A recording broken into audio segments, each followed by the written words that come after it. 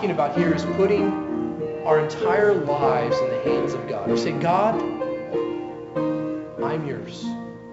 Do with me as you will.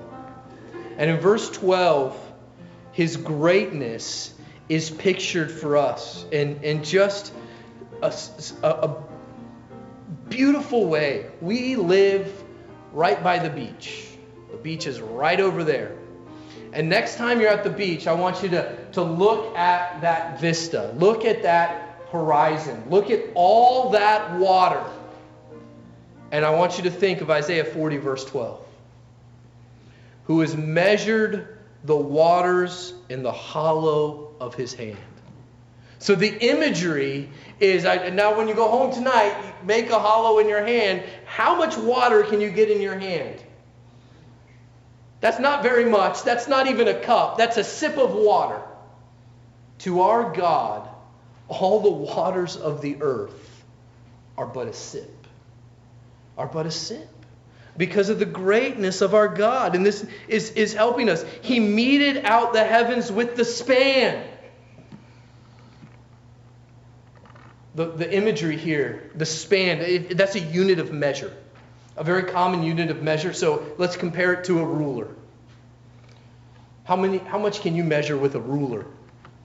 A one foot, right? That's what a ruler is. Or I guess maybe they make different size rulers. But anyways, right? You can measure that, right? We could measure my iPhone. We could, measure a Bible or something. But that would be it. Well, the entirety of the heavens, which we cannot even fathom. If you're ever at the Creation Museum, if they still have it, the movie about space.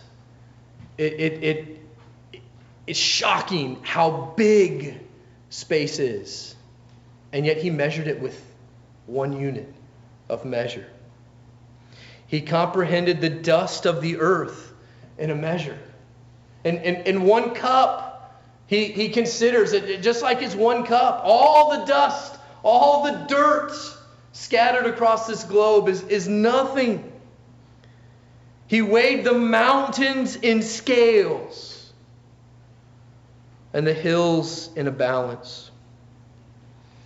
So we think about the strength of our God, as we think about the ministry of our God, it's all, the adjective here is the greatness of our God. It's a great strength. It's a great ministry. And that picture is, you think of the mountains. And I think of the view of Mount Rainier from the Target parking lot in Tacoma, Washington. It's got one of the best views of Mount Rainier. And I shared this at camp. I think you probably all know the story. When I first went to Tacoma, started seminary, the circumstances were not as easy as I thought they should be. And I was down. I was sad. I was frustrated. And then I walked out of that Target and I saw Mount Rainier, which is not something you can do every day because the clouds kind of come and go. You see Mount Rainier. With his finger, my God put that there. Our God measures not just Mount Rainier, not just one mountain, but all the mountains he puts on a scale. We can't even with all our technology, we can't even comprehend, how would you make a scale big enough to do that? I suppose with enough time we could move the rock to one place, but we couldn't measure it. There's nothing too big for our God. There's no challenge, no circumstance. All this imagery is to help us picture in our finite minds that God is able to answer all our requests. Psalm 42, verse 11. Why are you cast down, O my soul? And why are you disquieted within me? Hope in God, for I shall yet praise him, the help of my countenance and my God. Hope in God. Why are you cast down, my soul, when this is our God?